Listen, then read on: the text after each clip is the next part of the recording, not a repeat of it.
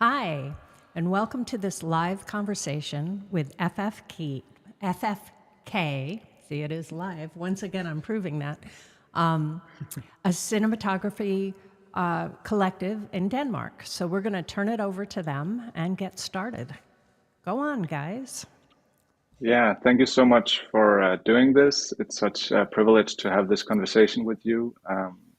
My name is Mads, and I'm one of the members. We are 8 members in total, and the collective is about creating our own education. The concept is to meet up a couple of times a month and to have different subjects we dive into and try and make different films we can give each other feedback on. And we also make excursions, go to museums or go watch a movie and talk about it, and have guests come in, cinematographers, but also directors and production designers and different people within film that we can talk to, a bit like we're doing now, talking to you guys.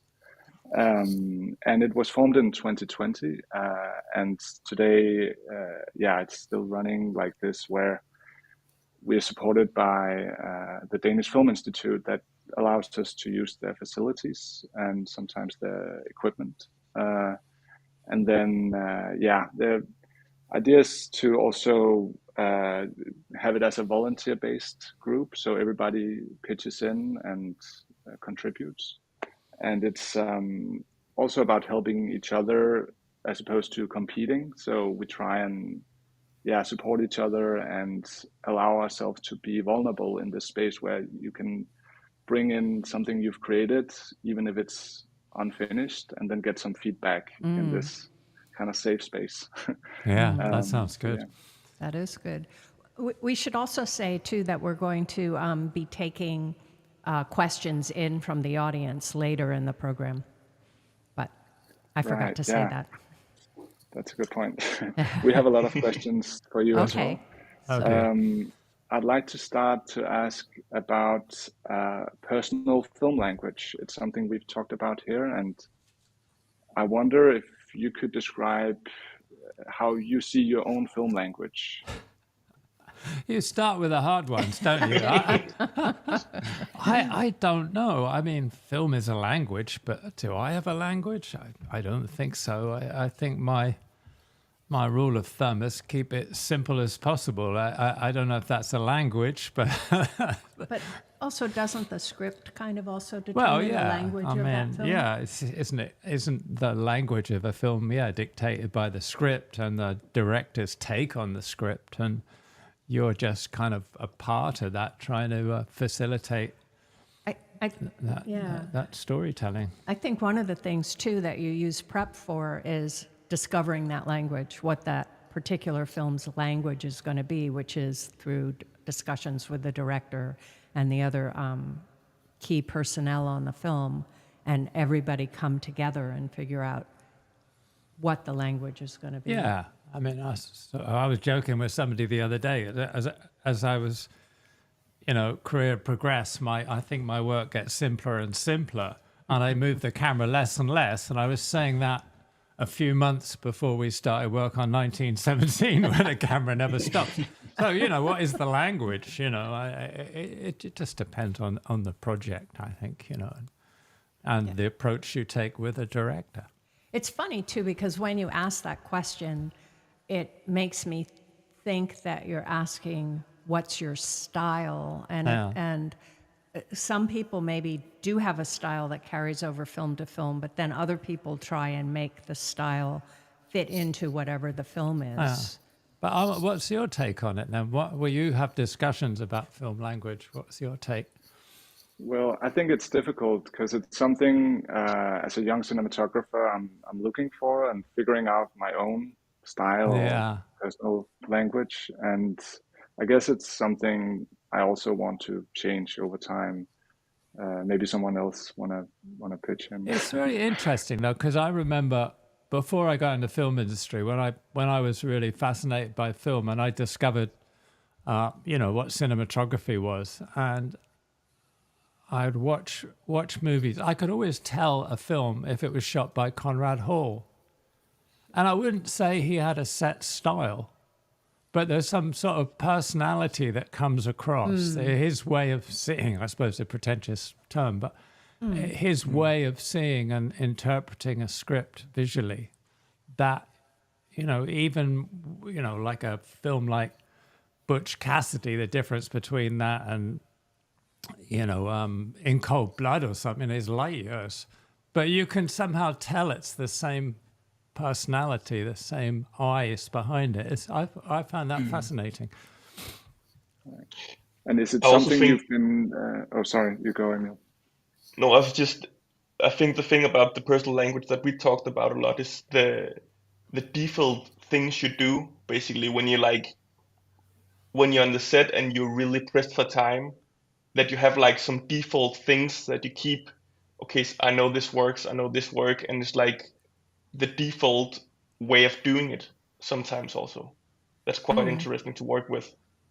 I don't know about that at default. I'm not sure. It feels like to me every time I'm starting a film or even starting a particular sequence in a film, it's like I'm doing it the first time. I don't know if I have a default. Obviously, I have certain ways of working. I like using, gold and silver stipple reflectors. I like the quality of light that comes from them if you bounce a light off them. But, and I like using, household bulbs and just stuff from Home Depot or the local hardware store rather than film lights, But that's just something that I kind of learned when I started doing documentaries and low budget, and that's not really changed.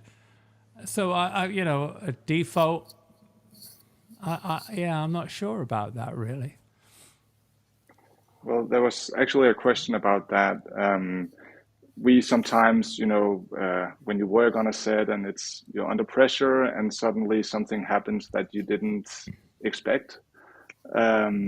Is there something, when you think about like situations like that, is there something you tend to do to solve those challenges as a cinematographer and also, in general? There are so many times when things Yeah, don't go the way that's you such expect. a wide question, really, Yeah, I think, because the weather can be exactly what you don't want, and then you have to adapt to it and make the scene work in different circumstances, or or the actor You know. wants to be on the other side of the room. Or the generator goes down and you realize it's going to take 3 hours to get a replacement or whatever, and you have to find some way of doing something.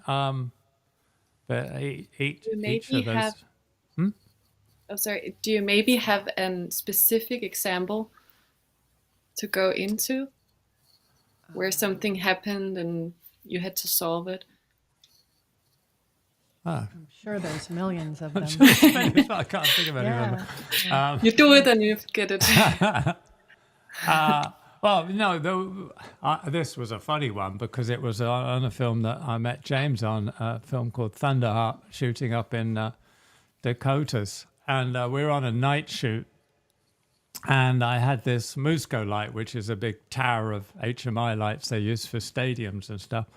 And I was lighting this night landscape, and I only just had an exposure of this thing because it was such wide shots, and I only had one of these units. And it rained. And I don't know if you know the Badlands of Dakota. It's like very kind of light, earthy landscape. And as soon as it rained, it went dark, and I couldn't see anything. The light was not affecting any of it at all. And that was, I asked the AD. We broke early for the meal break in the night, and then when we came back, the generator wasn't working for about an hour. About half an hour really, until the landscape had dried out enough that I thought it would be all right to shoot. Of course, the generator hadn't really broken down, but. Oh.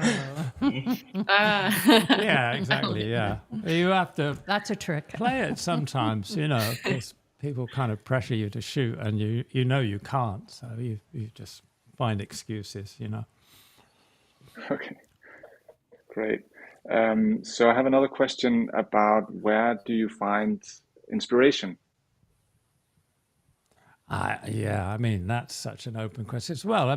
Don't you get inspired by all sorts of things during your daily life? It's just all your experiences. I get as much inspiration being out my little boat going fishing as anything else, or going to the movies, or going to the Museum of Modern Art, or, so much. You just take in so many different things. Yeah, and it's also, you're just walking down the street and you look down an alley and you see a slash of light. Yeah. It's keeping yourself open to that, and to be looking at things and going, wow, I like the way that looks. Why do I like that? Oh, that's interesting. And sort of storing it away. Yeah, I think it was Fred Wiseman, a documentary filmmaker, said a really interesting comment, which went something to the effect that once you've shot documentaries, it ruins you for life because you're so aware of everything around you. Do you use your... I was going to say, do you use your still photography to almost like keep that like a camera with you all the time, or if you see some sort of image that you like and a way to store it as well? No, I'm a still photography. I have to sort of set aside time where I go out with a camera. I used to carry a camera a lot when I was starting out at art college and that, but now I have to set aside time where I'm going to go out and try and find a photograph. There's loads of images that you see that kind of you wish you had a camera and you wish you'd recorded, but there it is. Well, it's also a good habit to get into, to take time to do stills, because it makes you think about composition a lot. And that's something that oftentimes people are so concerned with the lighting, they're forgetting the composition when they're shooting. Yeah, I think that's true. But I think you just be aware of things even without a camera, and kind of like figuring, you watch an event or something, and or whatever, something happened, and you can still kind of figure out what is the best place to put yourself to frame that image or to view that situation. It's a similar thing, isn't it? It's a similar way of reacting, Definitely.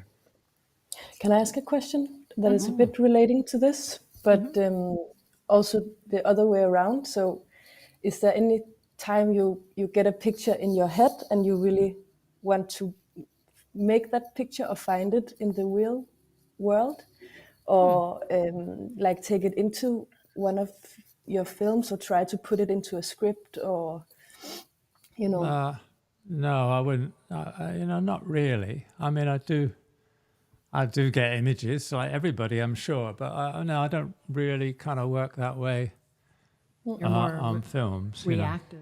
Yeah, I'm what's in much front more of you. reactive to a script or to a situation, to the way actors are doing a scene, or I'm much more reactive. Yeah. Yeah, I was going to ask in terms of, obviously, I guess it's different from director to director, but is that often where you kind of just observe a scene before you're even got the camera out, and almost just like look at it while the actors are playing it, or like a rehearsal? Is that at all in your sort of way of working? Yeah, I mean that's sorry. the normal way of working. Even with Joel and Ethan Cohen, where we storyboard the whole film in prep. Sometimes I'm involved, sometimes I'm not. I have been. But even after that, the first thing in the morning of a day's shoot, they'll rehearse with the actors. They won't show the storyboards to anybody, any of the actors. They'll just rehearse with the actors and just figure out the scene. And 9 times out of 10, it ends up being exactly the way they storyboarded it. But sometimes different things will happen, and things will change. But I know there's other directors that won't talk about they might have an overall conversation about the look of a film or the approach, where they're going to shoot it handheld or whatever, or it's going to be fairly static and actors are going to move within the frame, whatever. They might have a general conversation, but they'll leave the idea of the shots and a breakdown of the scene to the day when they're rehearsing with the actors. So there's a whole range, isn't there? Maybe we've even worked on one film where, on Jarhead with Sam Mendes, the first time I worked with him, he said, I don't really want to rehearse. I mean, I kind of just want to start shooting. And so we did, we just started shooting. It was like mainly a sort of handheld way of working. So I kind of basically shot it like a documentary, but with the option of shooting more than one take, Well, it can be amazing. fun. Yeah. Just reacting to what's in front of you and without a plan. It can be fun. Yeah. Yeah, I was actually going to mention Jarhead because that obviously has that sort of documentary style. And was there any of the scenes that you actually spoke about or storyboarded before? Or was it all kind of you and did you have another operator on? I can't remember if you mentioned Scott that before. Sakamoto, because sometimes on the bigger sequences we shot 2 camera, but it was mostly single camera. And I say we would just start shooting rehearsals, and then Sam and I would talk after a take and say, well, that's great for that position, but maybe at this point in the scene you could come around and go in tight on somebody else. And so we just developed it like that, obviously knowing that you would cut the different takes together. Yeah. Awesome. Yeah, and you've worked on projects with similar directors and choosing projects. Lena would like to ask a question about that. Yeah, but before that, I was just like the whole conversation about again, like shooting handheld and documentary wise, and being aware and being in the moment. I think sometimes it's hard, about like all the planning you've been making, like all the like storyboard, all the planning you have these conversations, the pre-production, how you should do it, and then you stand there, like the rehearsing, and then something new happens, and you like kind of want to shift direction. Like how do you, how do you work with that? That you've maybe been planning with the director for a long time, how you're gonna make the shot, and then you stand there and like it needs to be something else. Yeah, I think a lot of I think the benefit of doing storyboards is largely that you're discovering with the director that what is essential for the scene. The director's really working out what they need to, what the essence of the scene is to them, what's the most important aspect, what perspective they want to see the scene, the audience to see the scene from, which character is the dominant character within it, or those kind of conversations. That really comes out in a storyboarding process, as well as the kind of set that you might want to put the scene in. So when you get on a set, you've got to kind of keep an open mind and almost look at what the actors are doing on the set with a kind of completely empty mind, and a total. I think that's really important. Yeah, it's really important not to kind of like be there and say, no, this is going to be a wide shot over here, whatever, and they've got to stand in these certain positions. I think that's kind of death, really, though I have worked on a film that was like that. Yeah. I think that's where the magic comes from, too, is if you see what's in front of you and you're able to let go of all your plans and go, wait, this would be better. Yeah, but as I say, you've really discovered the essence of the scene by doing the prep. By doing the prep and doing the storyboards, And as I say, like 99 times out of 100 with Joel and Ethan, it was always, oh, yeah, well, the storyboards work. The actors are doing it like they're positioned in the storyboards, and let's just carry on, I mean, invariably what would happen, you would shoot less shots than you'd storyboarded, actually. I think quite often happens, and that would happen sometimes when we work with Denis Villeneuve, He would say, oh, we better do these sort of coverage, and end up, you'd play it in the single master, if you call it. I don't like masters, calling them masters, because there's a shot for one bit of the action and a shot for another. I don't really like the idea of masters and coverage, but your first shot that maybe takes in part of the action as the extension of the beginning of the scene, and he'll turn around and say, well, I don't think we need anything else, because it really works in that single shot, A little different subject, but how do you choose your projects? You've been working with a lot of the same directors, but how do you? I mean, maybe that's also a big question now that you're so late in your career and been doing so much. But how do you choose all the offers?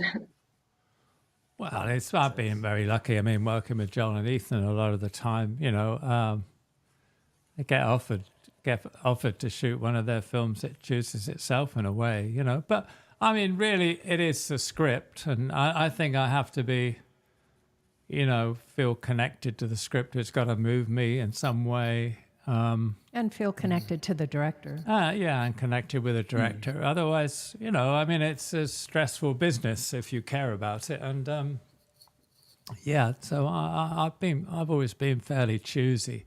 But I say I've been very lucky to work on more than one occasion with a number of directors. So what with the direct? What is in all the we're so many different people on Earth, and there are many different cinematographers and different directors. But what do you seek in that collaboration with the director, and how do you like the balance to be? Well, I think it is the level of collaboration, You want to feel that you're part of a team, and that that your input is respected, I suppose. You want to feel that you want to feel that you're adding something. Yeah, to the you're movie. adding something of yourself to it, I mean, I've been to interviews with directors, and they basically wanted me to repeat something I'd done on a previous film. And I just find that sort of thing totally uninteresting. I want to be somewhere where I feel I'm making my personal kind of contribution creatively,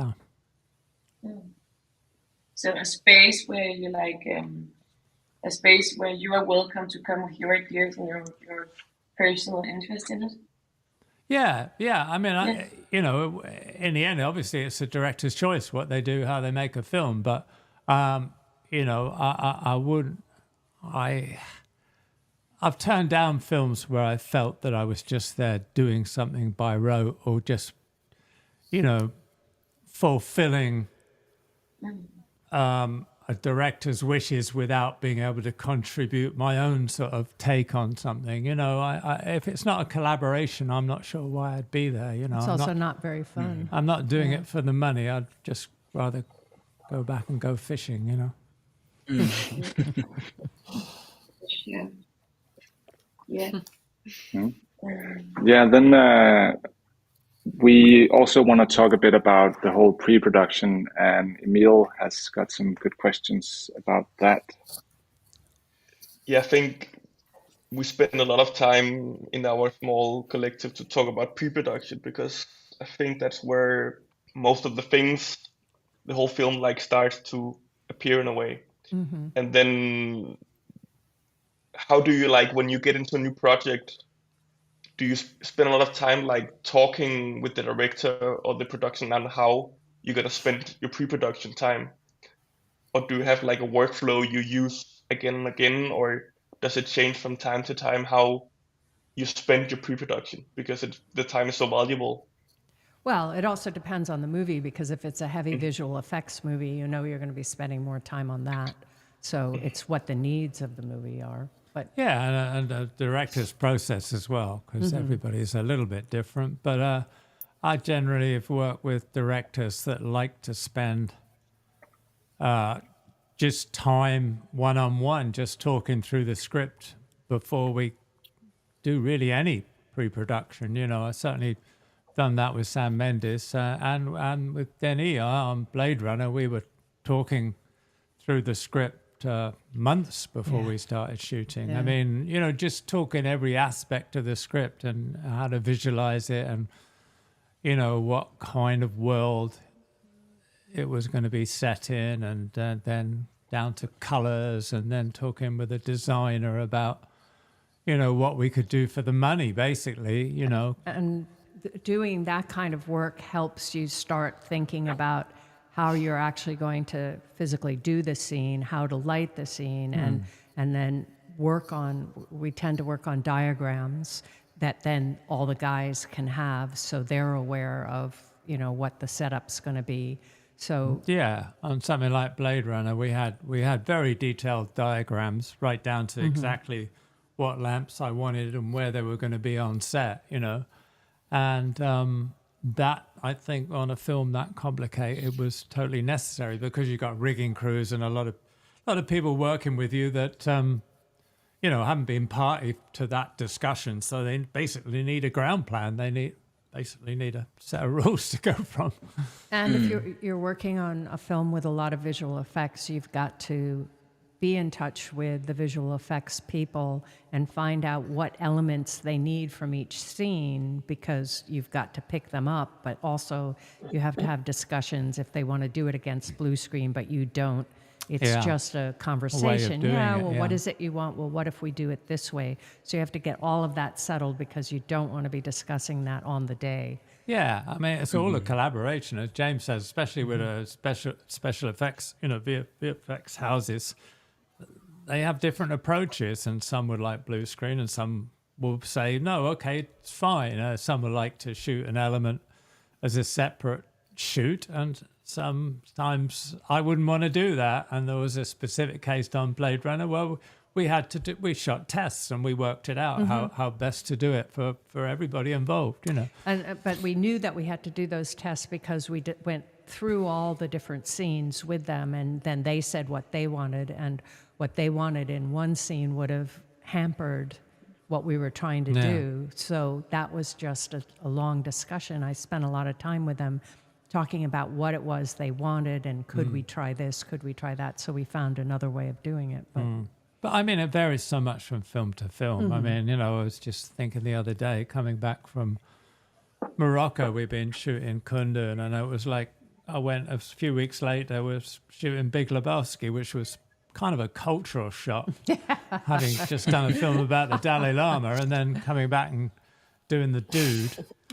You know, and you just jump into it, though, and it's a much more instinctive approach, and I was playing a lot of catch up, I must say, on that in terms of prep, but I kind of found it exhilarating. I kind of like that, really. I think one of the things, too, that prep does is it allows you time with the director to develop some sort of shorthand ahead of time, because when you're on the set, there isn't a lot of time for discussion or anything, and if you've had all this time, you can use 2 words to explain a concept, and the director knows that because you've gone through it so many times.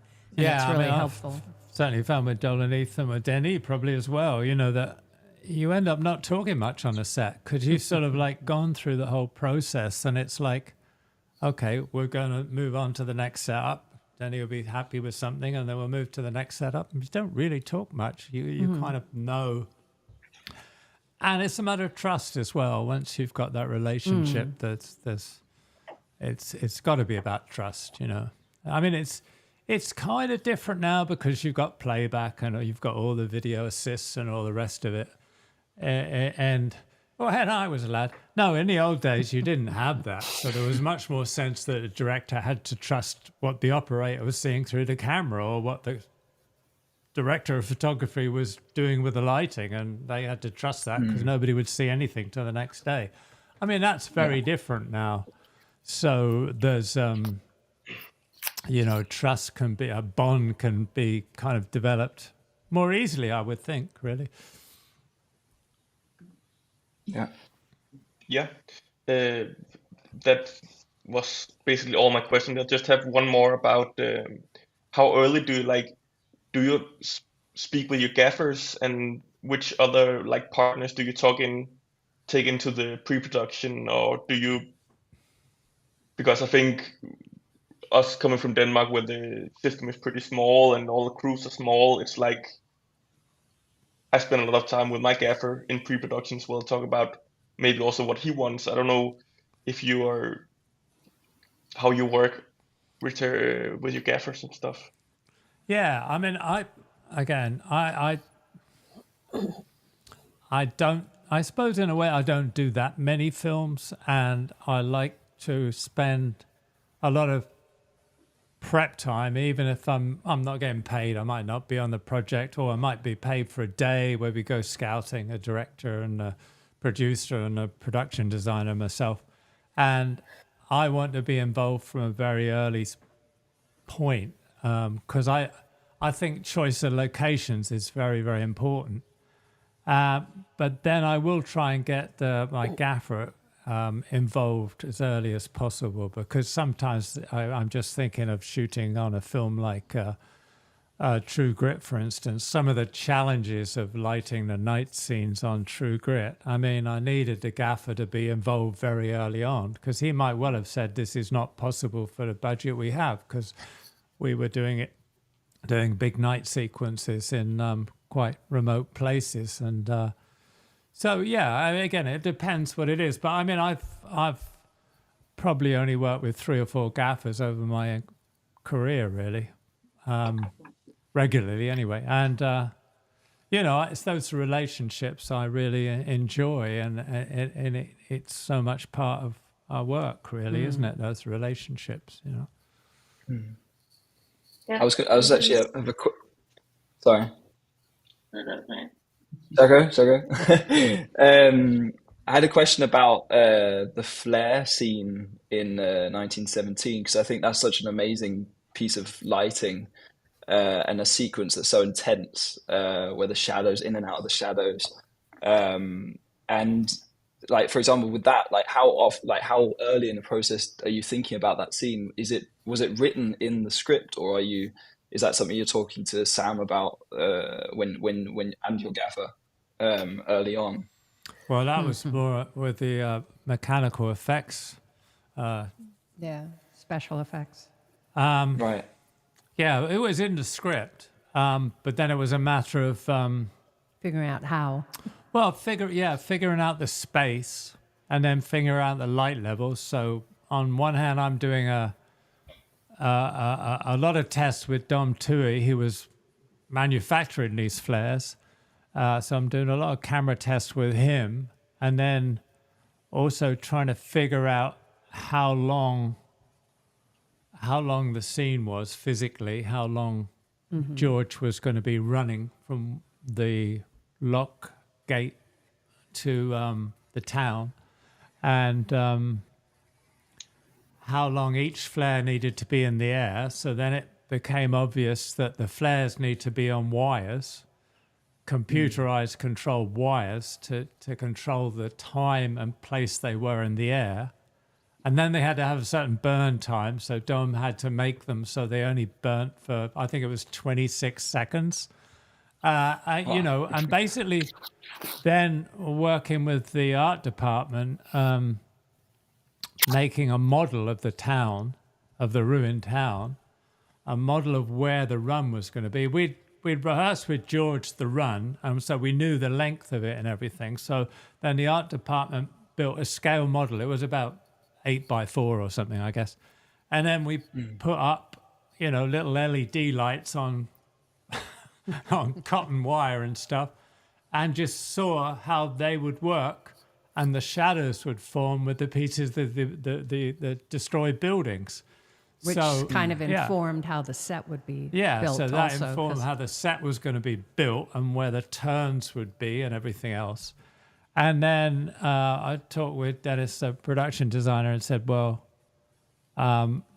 give me some floaters, you know, give me some floating walls that once we get there on set and look at it, we can put these in, you can mold it to the actual light that's actually there on set rather than just what we're imagining would happen on the model, which is something we did all the way through with the burning church and everything. We had set pieces we could put in, and then we could take walls down and just mold the way the light would fall on the space and the actors as the light was shifting. So it was quite a, you know, we haven't even got to talking about how the hell you operate it. So it was quite a, you know, it's quite a complex thing. But the thing is, we had a lot of prep time, and I had, you know, I had all the people I needed with me to sort of make it all come together in the time we had. So what was particularly helpful on that project too is we had the actors, the two main actors, for a long period of time. So we could actually, when we were trying to figure out how to make each shot, we could rehearse with them. And boy, was that helpful. I think it was helpful to George as well, because you imagine if you've got, you know, a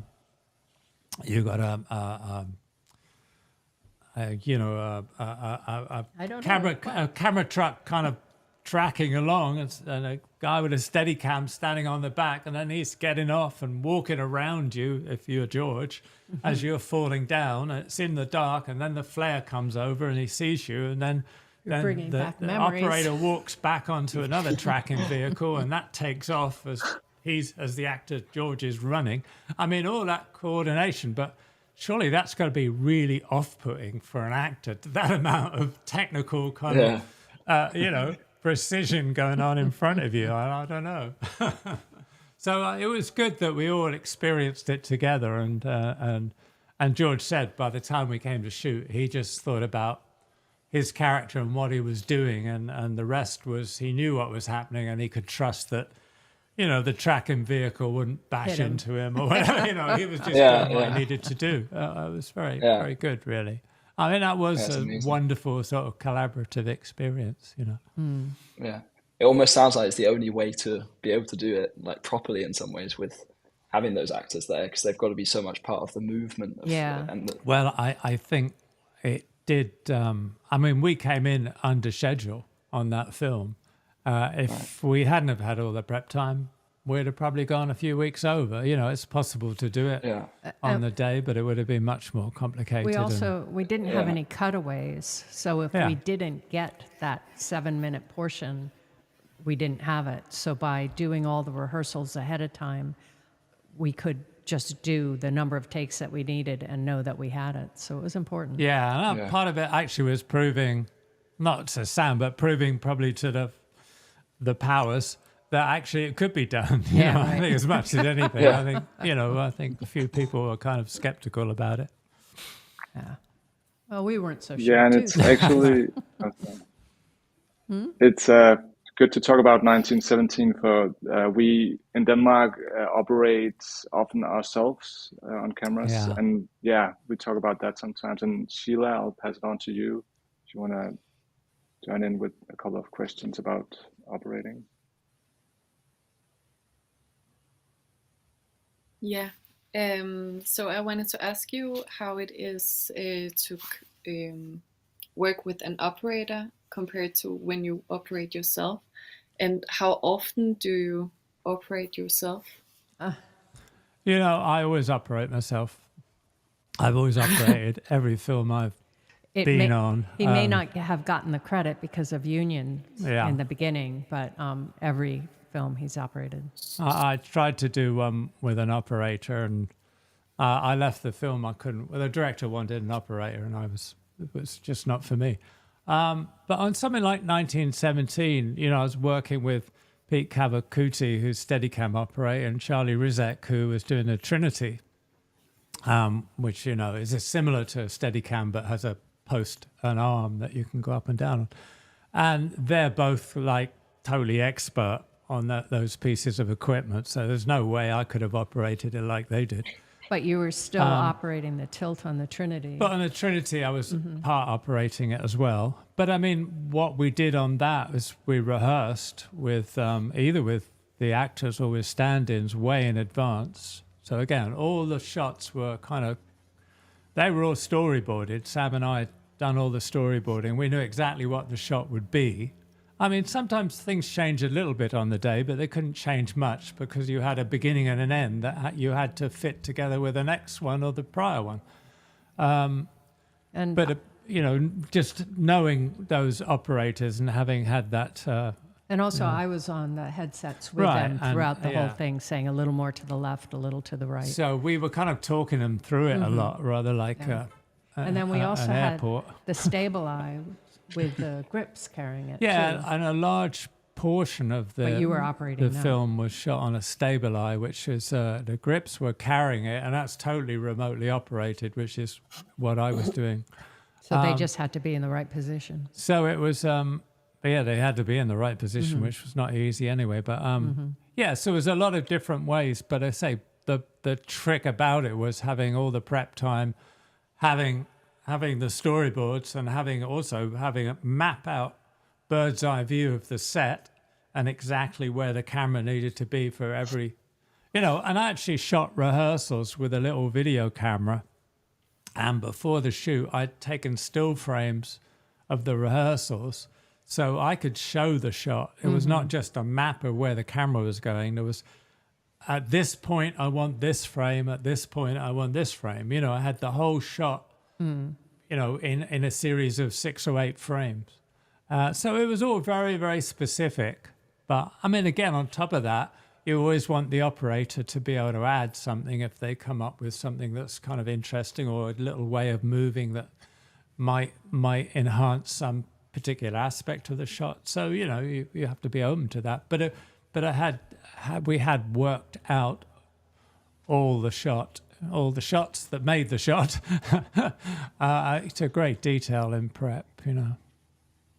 But I don't, you know, I mean, I've obviously worked on films where there's multiple cameras, like, you know, on Skyfall we had 11 cameras on some effect shots and that. But that's different then, because you've got a very, you know, you go through the stunt or the scene, whatever it is, piece of action with all the operators and discuss exactly what you want from each camera or what the director wants from each camera. And it is sort of quite a precision to that.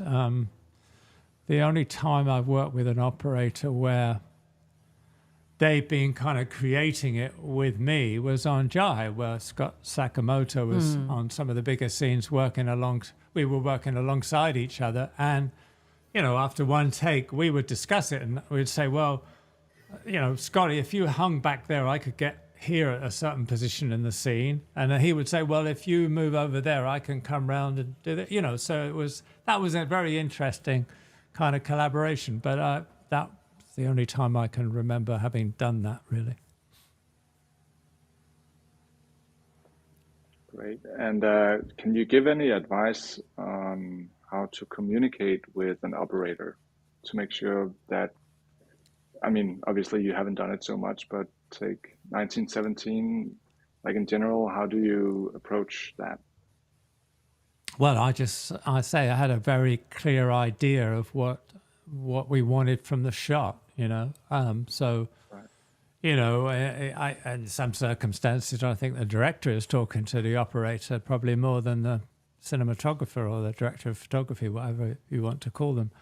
But for me, I was on 1917. I was the one that was always talking to the operator because, you know, if I wasn't partly operating the shot remotely, it was, yeah, I mean, that was just part of my process, really. Yeah, and I think after each take, speaking with the operator and sort of discussing what was good, what wasn't so good in the last take. That was the hardest thing because sometimes the camera was like quarter of a mile away from where we were in our little trailers operating and pulling stock remotely.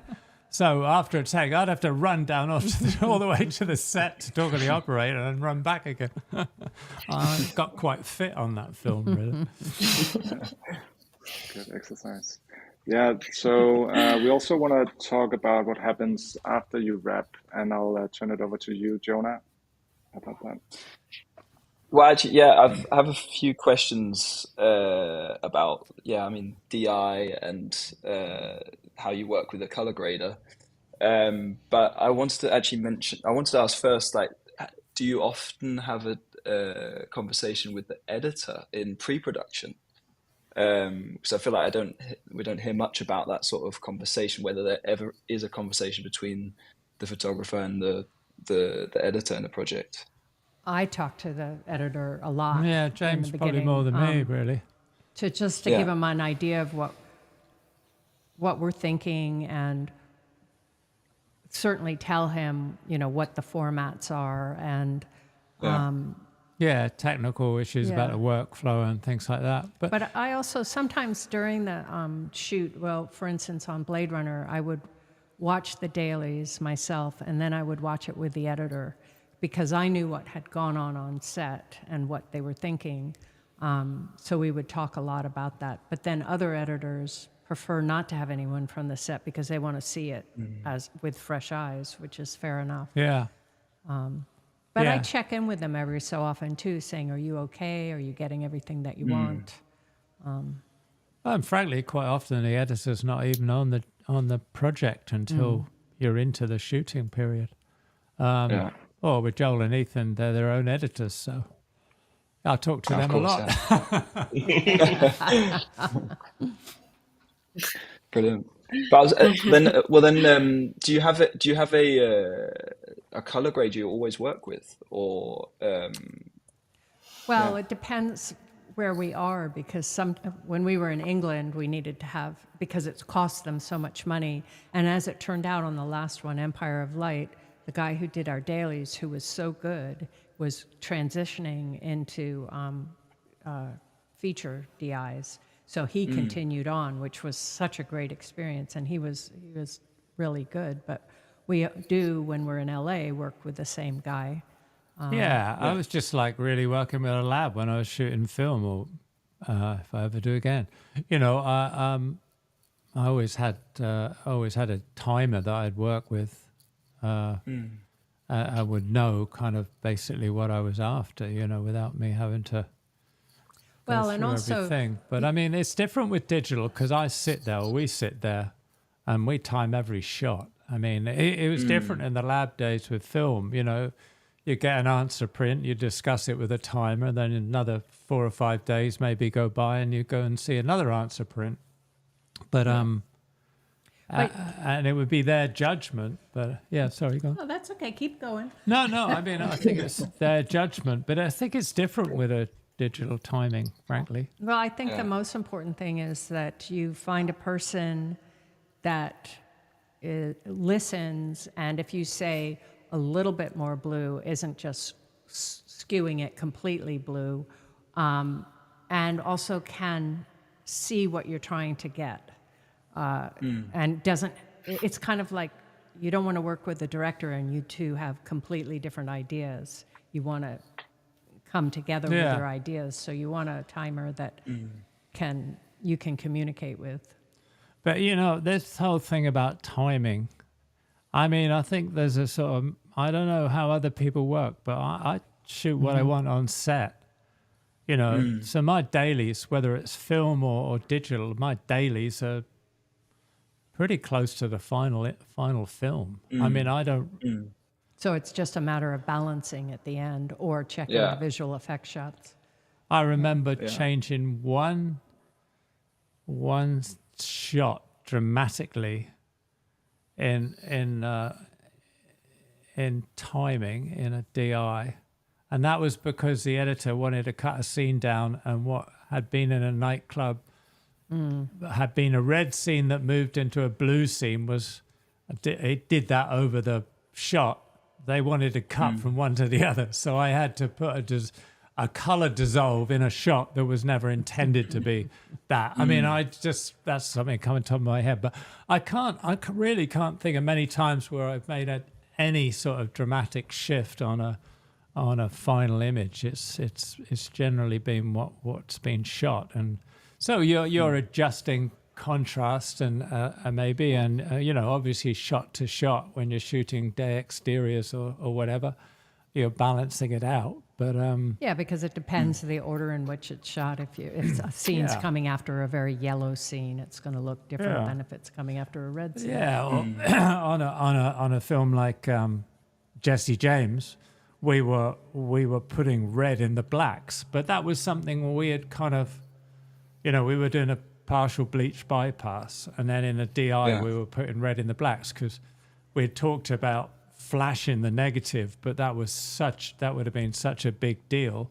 I showed Andrew sort of tests what we could do digitally, and we said, you know, let's not go there with the lab trying to flash the negative, because I'd done that, and it's just a bit of a palaver and expensive. So, you know, we knew we were going to do that, but it was a certain level that was over the whole thing, so there wasn't like any question about it. So yeah, I mean, talking about editing is interesting too, because I think, you know, you shoot a scene, I shoot a scene with a director, and we've got a way of cutting it in mind. In the early days working with Joel and Ethan, we might shoot a shot, you know, like shoot a scene and might only shoot the two shot for certain lines of the dialogue, because then they wanted to go into closer shots. So then we would go into the closer shots and not shoot what was in the two shot. We would just shoot the dialogue on the closer shots. I mean, that doesn't happen very often. They were just so Precise. precise. And so there was only one way to cut that. That's the way they'd shot it. And I think that's, obviously that was true on 1917 because it had to be, but I think that's true otherwise of most things I've worked on. I haven't worked with directors that very much that tend to shoot cover. They tend to shoot the shot they need for that part of the scene. Obviously you might run on a close-ups or over the shoulders or something for the whole scene, but generally they have we have a kind of strong concept in mind of how the scene's going to be edited, which is why I think it's really good the editor doesn't come with that in their head when they see the footage, because then they can kind of come to it with an open mind and find it, well, maybe we don't need that. Maybe we could, whatever, you know, and it's really interesting and exciting how another pair of eyes and ears can see something different and hopefully find something even better. And remember the example in Sicario when you shot that beautiful opening sequence that is no longer in the film. That was absolutely Hard to forget. Yeah, a tough scene to get, really beautiful, but the director was right. When he saw it in editing, it didn't make sense. It didn't work for the character. I mean, so it goes, and that's what happens, and you can't dwell on it because, again, you know, the film becomes something else in the editing. Absolutely, Yeah. Thank you for sharing that. And also, we want to talk a bit about when you work so hard for a long time in this industry, obviously you also have to take care of your mental health and physical health. I'll turn it over to you, Florentina, to talk a bit about that. Yes. I think we're all very curious about how to have a sustainable work life and how you balance your work with part of your life that is not about work. And if you've ever had to prepare or are into a process with several projects at the same time, and how you like tackle all of these creative informations in your head on several projects. It's doing post a lot of time when we start shooting something else. Yeah, I think that's the hardest thing is doing post on a film when you're actually in production on something else. But otherwise, I haven't had films overlap very much. I mean, when I was starting out, I would do, maybe 3 films a year. Yeah, that was kind of intense. But I don't, we're here. We don't separate, one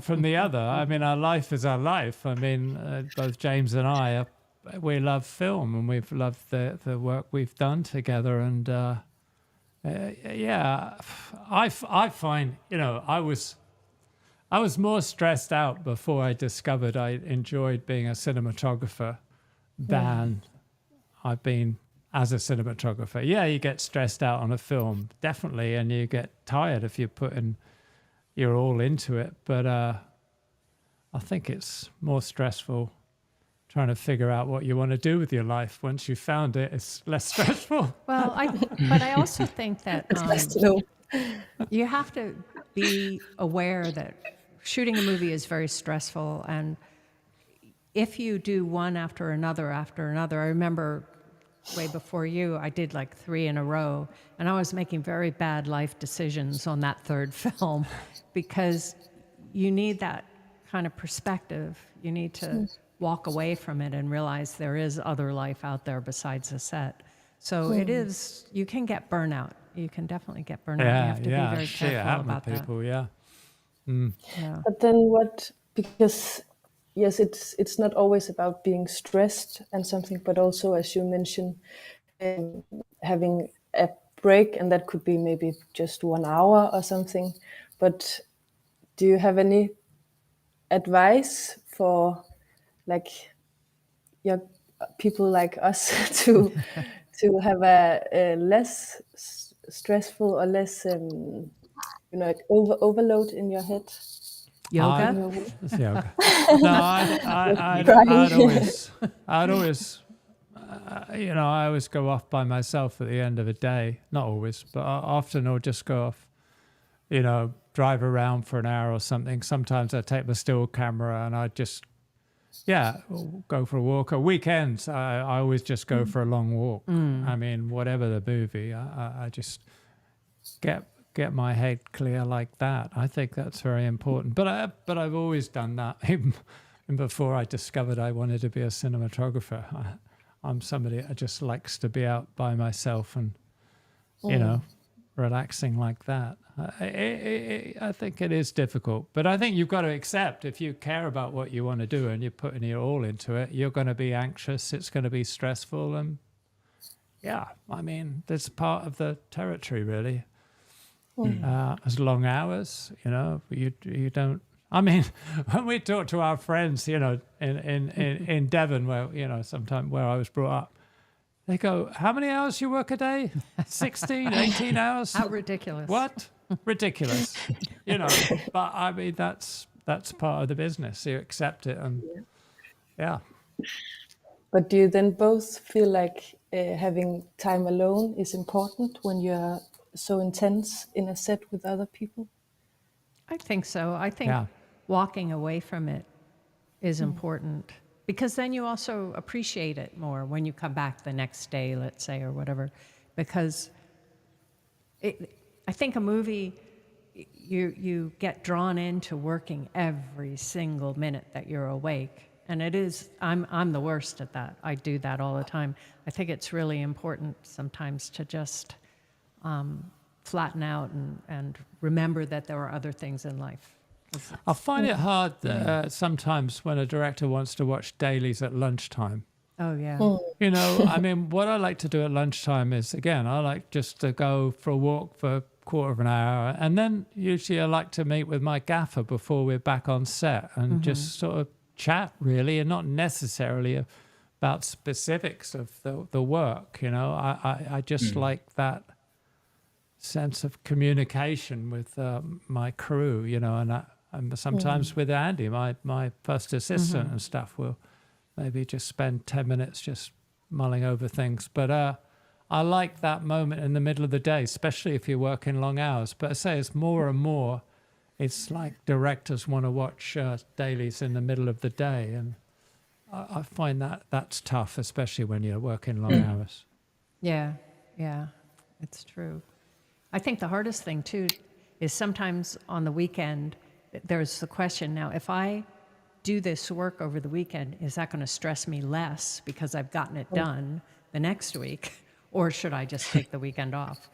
Yeah, usually we invariably spend part of one of the weekend days going through the next week's work or you know, finalizing some sort of shooting plan or something. But I also think, I remember, it's really good sometimes, you know, you always are trying to get enough sleep and everything, but sometimes if you go out one night with a crew, in a way, the mental health relief is better than, you know, gives you more than maybe the sleep would have.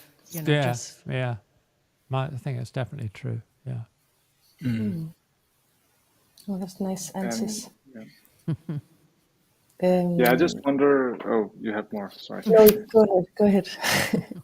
I just wonder, now you've been working for such a long time, thinking back and up till now, do you feel it's changed the workload and the environment? Do you have to work faster now and longer, or is it the other way around? Well, we haven't done that many films in the last few years with the pandemic and everything else. But I mean, I think that it's definitely changing. But I remember when I started out, I was talking to cinematographers like Dick Bush and that, and said, "Oh, the industry's not like it used to be. It's much more of a business now than it was." And I'm talking about them saying that in the 70s. I could be saying that now, and it's like 2023. I think it is becoming more of a business. I think it always has. You know, for the last 30, 40 years anyway, it's becoming more and more about the money and less about, I don't know, telling stories that have some relevance in a way. And the thing that I really miss is that the prevalence of visual effects means you're not going to try and do it on set. And that was always so much fun, to try and figure out how to make that magical thing happen, and then actually to do it and shoot it. It just, I don't know, I miss that a lot. I hate the words, "oh, we'll do it in visual effects." Yeah, we'll fix it in post. Yeah, right. Right. And we in this group have each other to talk to about a lot of things. And I'll turn it over to you, Sheila, to talk a bit about how that works for you. Yeah, take it away, Sheila. I'm a bit curious because obviously you have each other to talk about how the film can be, especially in the pre-production. And in our collective, we help each other a lot. Do you have a network of cinematographers that you use to talk about how to do things? And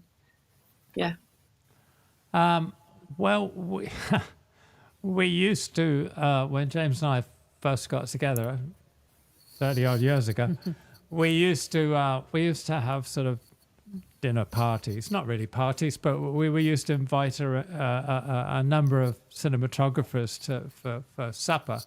and we would sit around our table, and sometimes it was amazing. We'd have Conrad Hall, Haskell Wexler, Vilmos Zsigmond, probably Laszlo Kovacs, maybe Owen Roisman, and a few others. And this would happen A lot. quite a lot. I wouldn't say it was regular, but it happened quite often.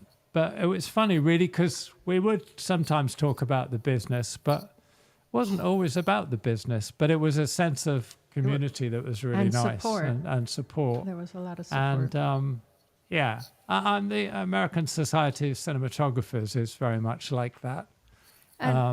You know, people. Sorry, but people don't. That's all right, Raj. Like you guys say, the people don't seem to be in competition, although they are, but they don't. They're very open, and you feel part of a community because of that organization, which is nice.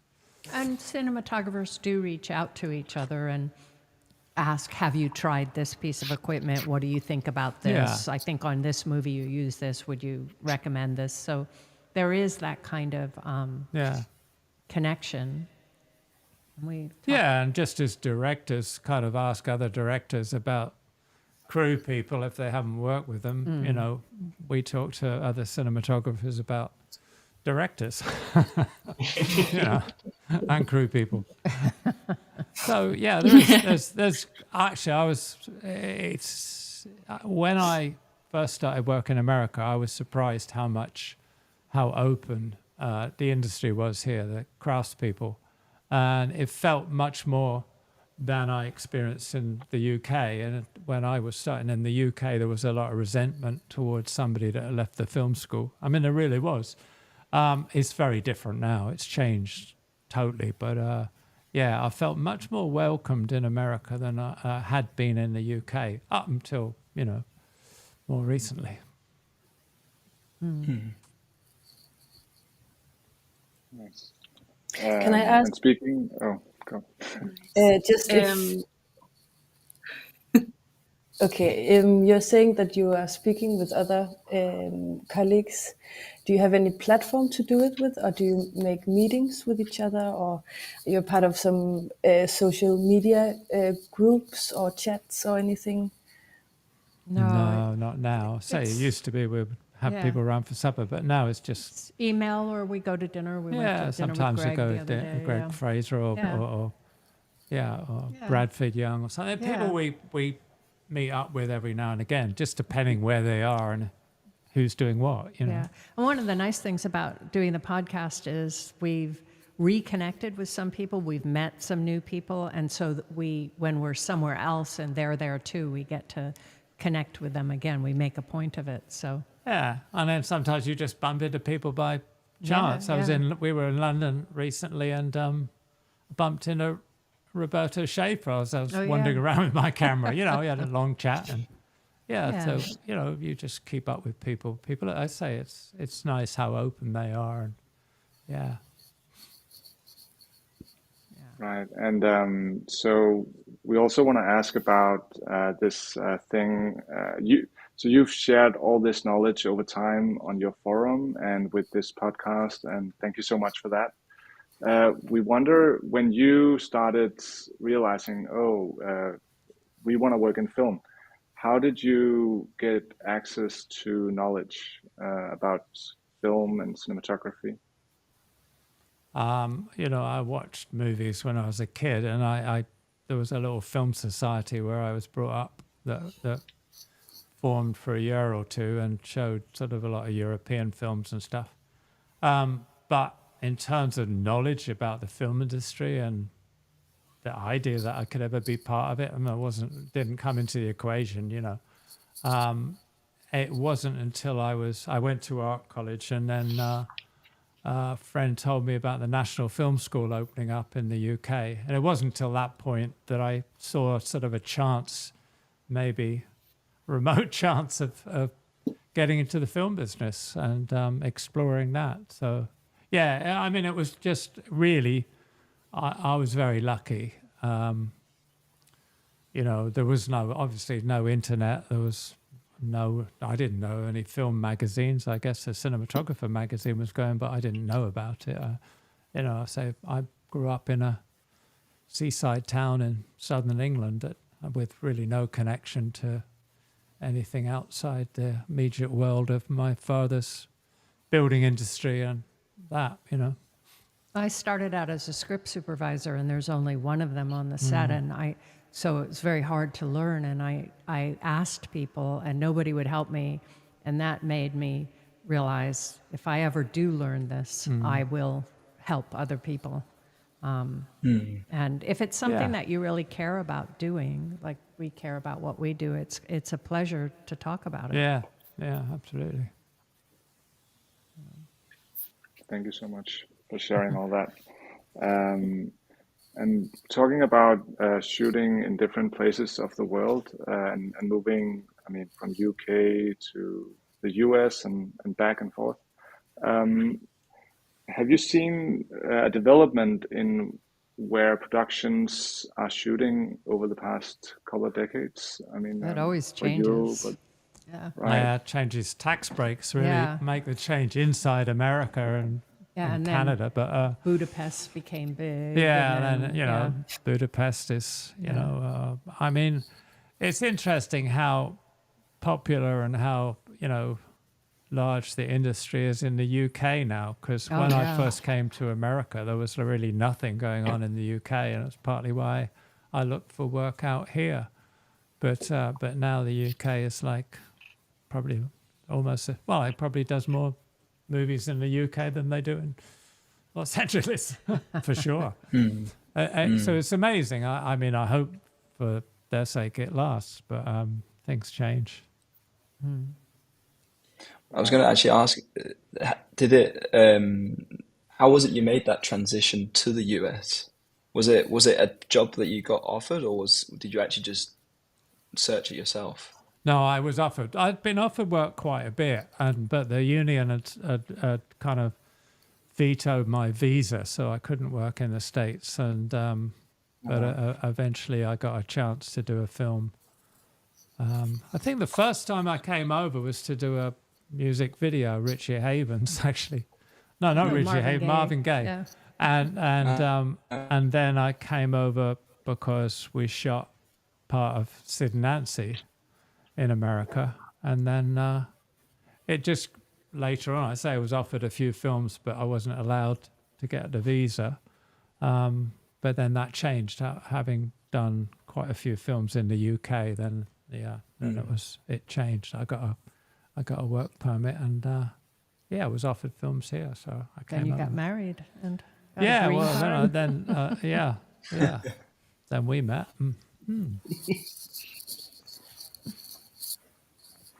But I don't think it's very different working here. I didn't find it a big jump. I mean, I found it hard to find a crew, a different crew, and find people that I was happy and comfortable with working with. But I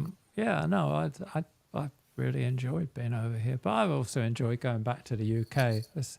I think the biggest difference is the sense of humor. True. Do you have an American or a UK sense of humor at this point? Sometimes I did a lot of the guys I work with here. I mean, I work with guys here like Key Grip and my assistant for like 30 years. I still don't think they're used to my sense of humor sometimes. So I think it's more English and sort of ironic than it is over here. Right. So about the future as a cinematographer, how do you think it will evolve? I mean, it's been changing obviously since it was a thing, but do you see any new trends and something you need to adapt to? Well, it was interesting because years ago we started getting involved in animation, and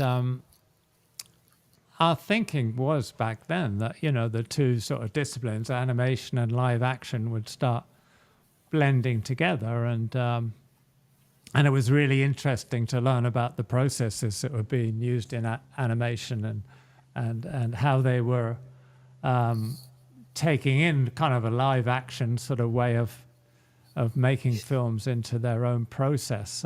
But it surprised me how quickly it's changed, actually, and how quickly well, how can we say it? Animation or CGI has become so, I wouldn't say dominant, but almost. Yeah, it's interesting how that's really changed filmmaking, you know. And maybe it's not a bad thing because, you know, if you give filmmakers the opportunity to create scenes and worlds that you couldn't do by going on location in a natural world, that's great. You know, it'd be interesting to see where it goes, though. And I guess it also is kind of another tool you can decide to use. Do you get to decide whether you want to go more into CGI or if you want to do it practical? Is that something you get to choose? Well, I think you always have a say on it, but it's a relationship with a director. We'd like on Blade Runner, Denny was adamant that we'd do as much as we could in camera, you know. But on other movies, the producer can get involved and just say, well, this gives us a shorter day, so let's do it in visual effects. Yeah. I mean, you know, it does come down to time and money, you know. I'd say if director has strong opinions, then that's fine, and they might support you if you have a way of doing it live, but it might take more time. Maybe they might want to do it that way, but yeah, it's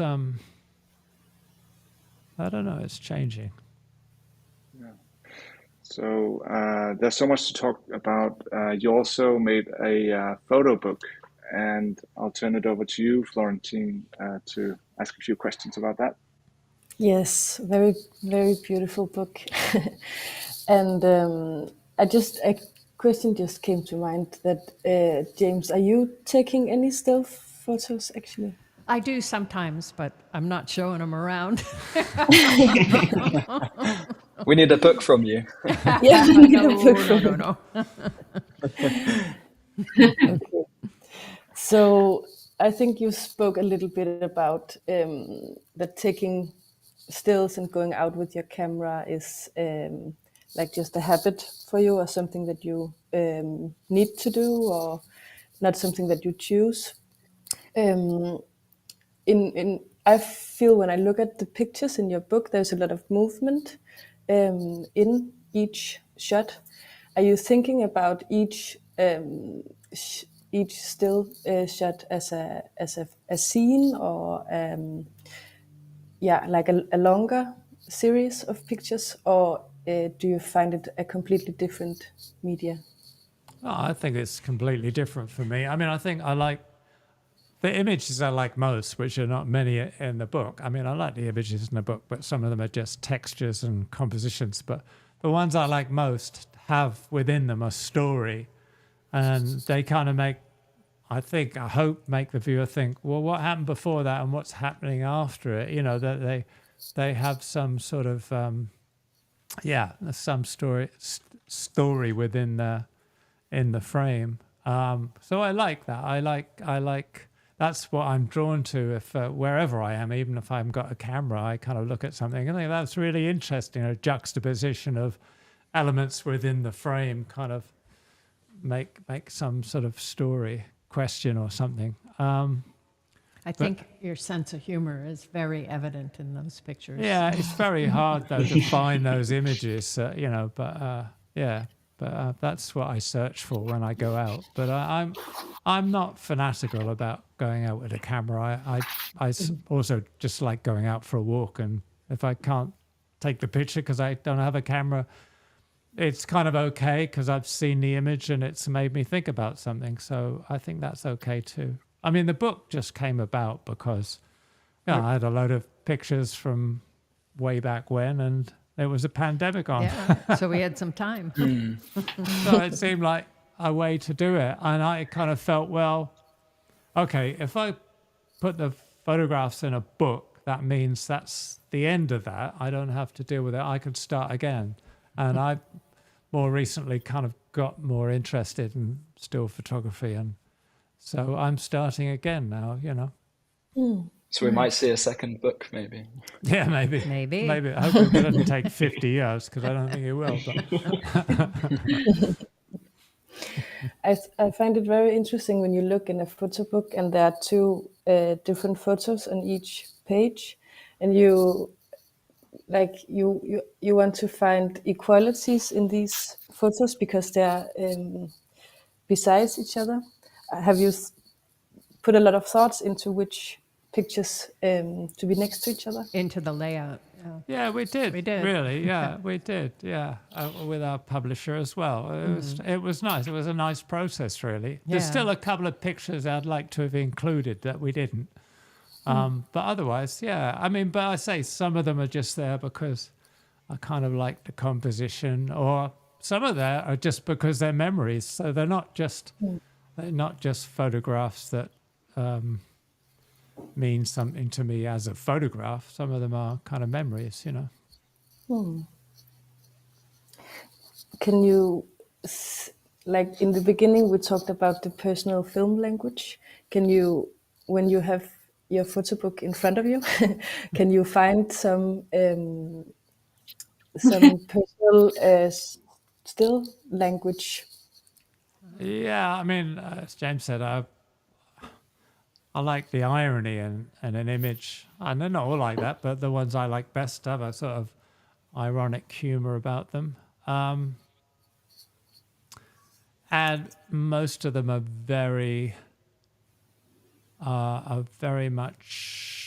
simple images, you know. I think very simple images. I find it very hard to take pictures of crowds of people, maybe because I'm not very comfortable amongst crowds of people, but I find my images are very, very simple.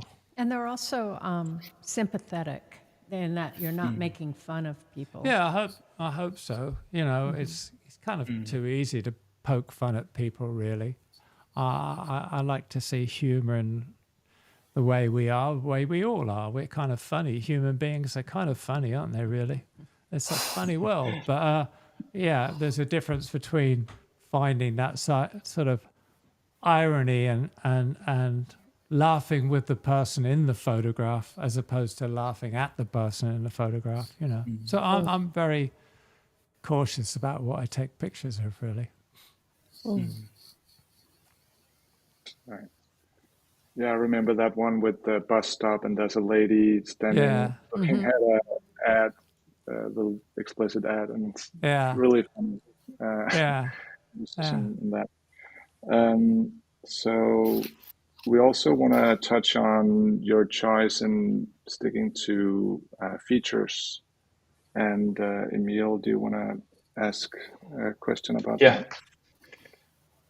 In these days, everybody seems to like go towards TV series.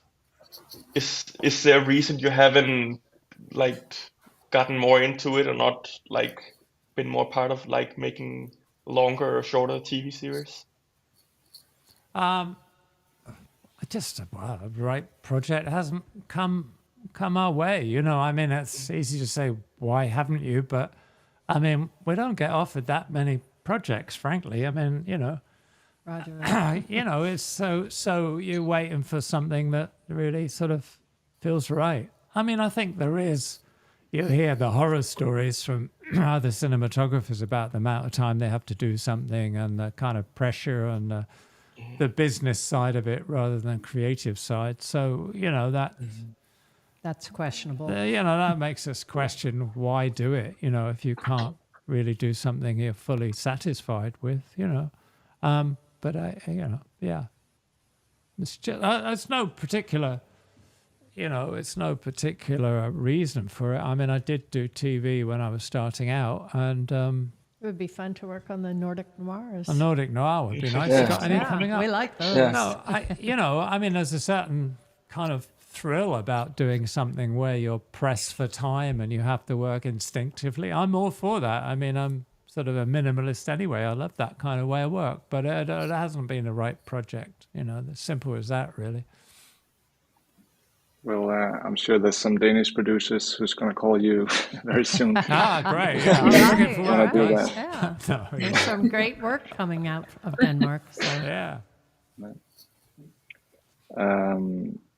Yeah, I also think there's some questions on the YouTube. There was Yes. actually Yeah. one, speaking of going back to stuff, someone was asking if you would ever go back to do some promos again, Go back to just what, with sorry? kind To of do music pop. videos, or It's funny, that I wouldn't think it have been was. the picture, the question I chose. I but don't know. I mean, again, it depends on circumstances, really. You know, Yeah.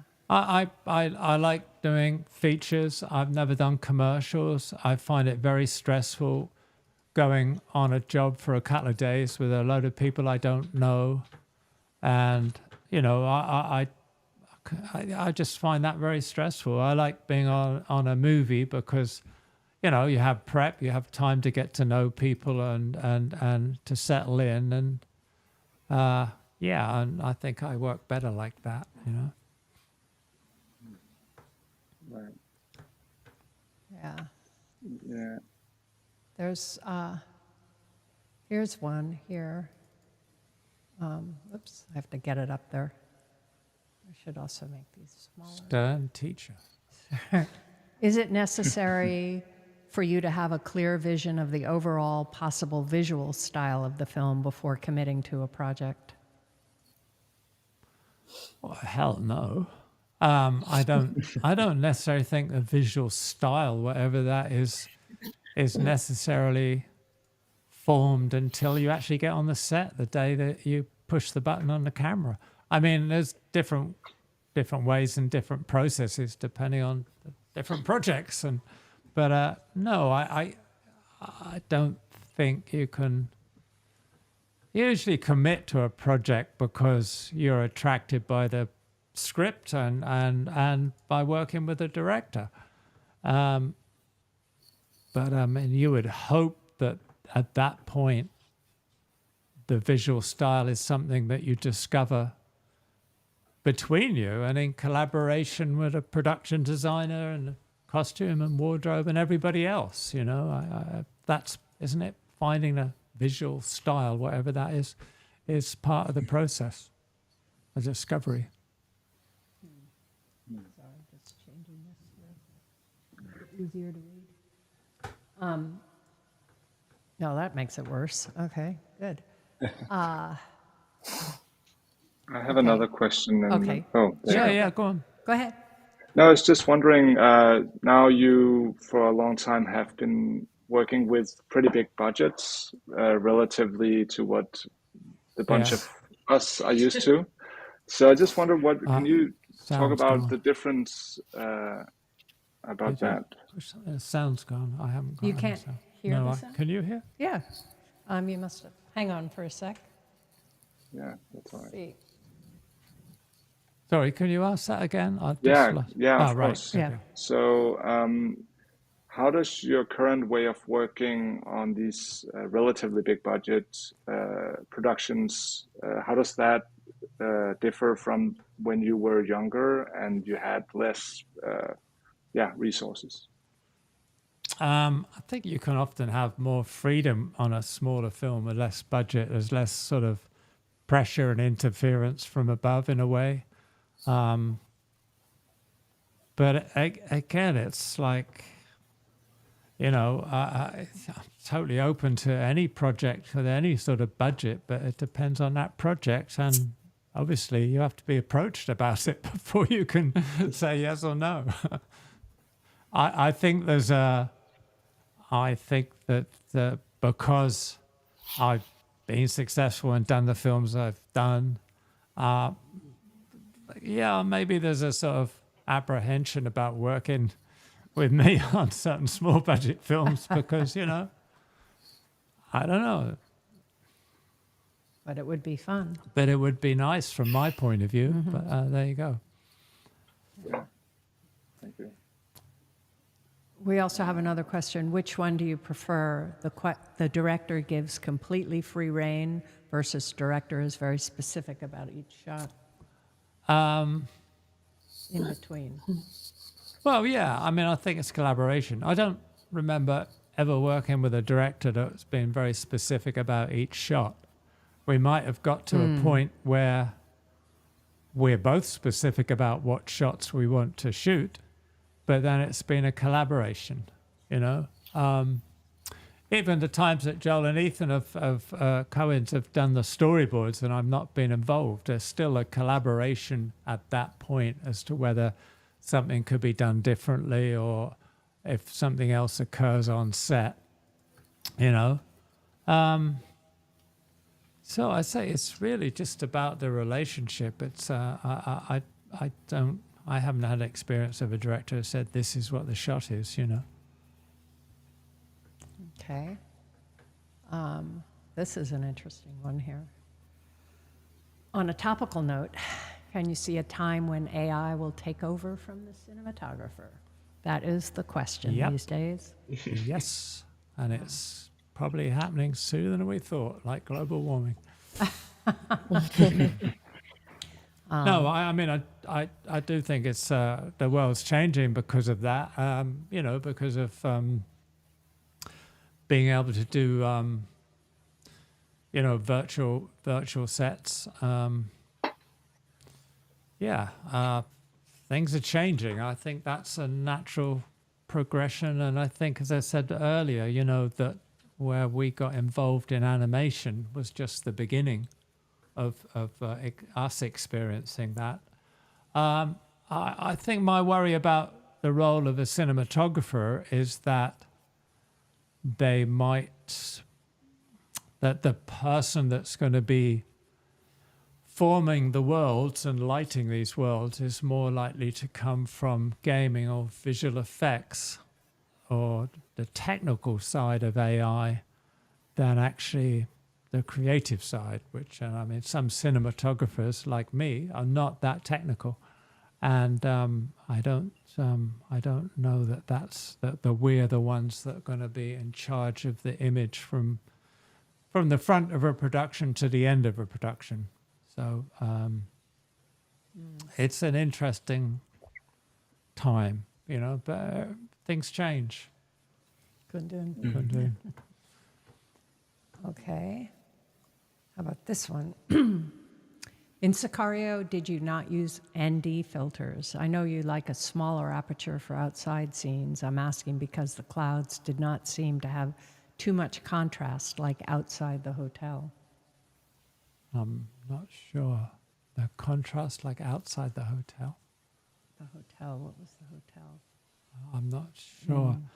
I do use ND filters, but I mean, I think I was, you know, I think shooting in bright sunlight in New Mexico, I mean, my eyes are sharp from, you know, 5 feet to infinity, and I think that's what sunlight looks like. So yeah, I ND down a bit, but I was shooting, you know, 5, 6, 8 or 11. I wasn't NDing down, so I'm shooting exteriors at 2.8 or something like that. I just didn't feel that would look naturalistic. Certainly not to the way I see things. So I'm always conscious of that. On a cloudy day, I might reduce the depth of field deliberately just for because of the look of it. But on a sunny day, I like a deep depth of field. Did you like change the way of using the aperture going from film to digital, or has it like stayed the same? Yeah, I haven't changed really anything going film to digital. I mean, I think the biggest difference, I suppose, is that I could push what a practical light source would do a bit more digitally than with film. You know, I mean, I was very conscious on No Country for Old Men. Some of those hotel interiors, I needed to wrap a bit more light around an actor as though it was coming from a practical light. And maybe now I wouldn't do that quite so much shooting digitally, but but otherwise, I haven't changed my way of working at all, really. How about this one? How do you analyze the scripts? What kind of questions do you ask yourself when you have to work on a scene? How do you determine the light the camera shoots in relation to your analysis?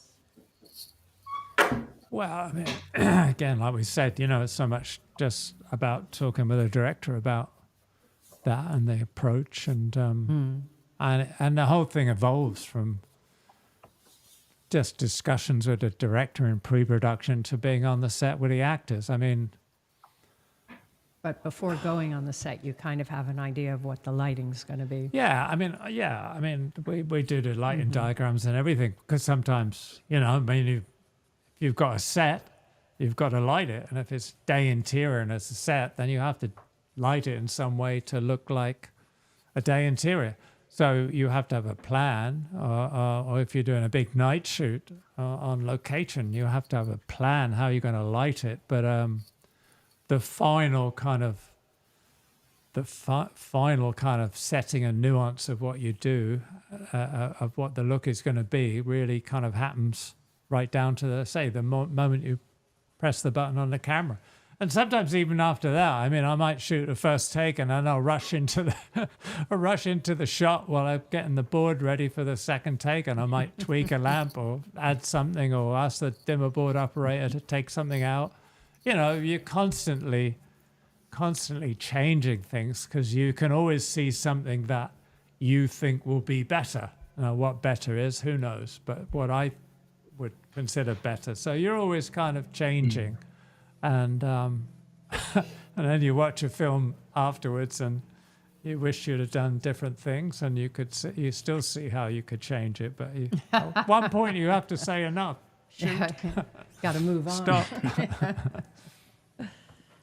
And at some point you have to say, okay, I can't change this now because we've shot a take in this particular light, and if I change it, then it won't cut with another take. So you have to at some point you have to say, no, I live with it. Are there any films you would recommend that beginning cinematographers could learn from? Yeah, In Cold Blood. Watch In Cold Blood and watch Fat City, both shot by Conrad Hall. And anything by Tarkovsky? Well, all of Tarkovsky's movies, especially the one shot by Vadim Yusov. But why I mentioned the two shot by Conrad Hall, they were both fairly small films, relatively. One's black and white, In Cold Blood, obviously. And the other is a color film set in the boxing world in Sacramento. And they're both brilliant movies. And what I was talking about earlier, you would think, were they shot by the same person? Yeah, but they look totally different. But you would still know it's the same person behind the camera. And it's some intangible that defeated me. But they're both brilliant, almost. Well, they are perfect examples of cinematography serving the story, not being ostentatious, not dominating, but being part of the storytelling and serving the story. Those two. As James said, otherwise, Andrei Tarkovsky and his first film, Ivan's Childhood, is probably one of the, I find one of the most moving and beautifully shot films ever. So what is your philosophy on using different camera tools, such as going handheld, using Steadicam, staying on sticks, panning, tilting, and so on? Well, again, I mean, it just depends what you're doing and what the project is and the kind of the director's take on the script and, why go handheld unless you're doing it for a reason? Why use a Steadicam? Why move the camera? Look at Robert Bresson's films. Look at A Man Escaped. Why move the camera? Maybe pan now and again. But I mean, it depends what you're doing. You can do a very, very static film one time where I say, actors move within a composition, and then you could do a film like 1917 where the camera barely stops moving. I mean, it's every project's different, Okay. What's a good cinematographer? What qualities and skills do you think are the main ones to work on? I think one of the most important things is having with your crew, creating an atmosphere on set in which the actors can feel comfortable and secure. And I think that's really undervalued. And I think that is so much about the crew, and mainly, I would say mainly the camera crew and the AD. I think when I was starting out, the ADs used to be very loud and very authoritarian, like sergeant majors, and I think that was so disruptive to some actors' process. And especially now, actors are so much more instinctive and I think less kind of, I don't know how to put this really. They're more kind of finding their characters on set, and I think they need that space to feel comfortable in. If they're going to take a chance with a performance, then they want to feel safe that they're amongst friends, really. I think that's really underrated. Otherwise, being able to work with people, being able to work with a crew and having that crew committed and enthusiastic and maintaining that kind of, And I think one of the skills also is being able to think on your feet, because things will change on the day. Yeah. And Yeah. being able to let go of your preconceived notions and go, okay, this is what's actually happening. What's the best thing to do now? But if you ask what is a good cinematographer, I don't know what is good cinematography. I don't know. It's all down to personal choice, personal taste, really. It's something that fits a story, because Yes, when the cinematography is beautiful, but the story is very rough and it doesn't seem to fit together, then that's taking you out of the story. Yeah.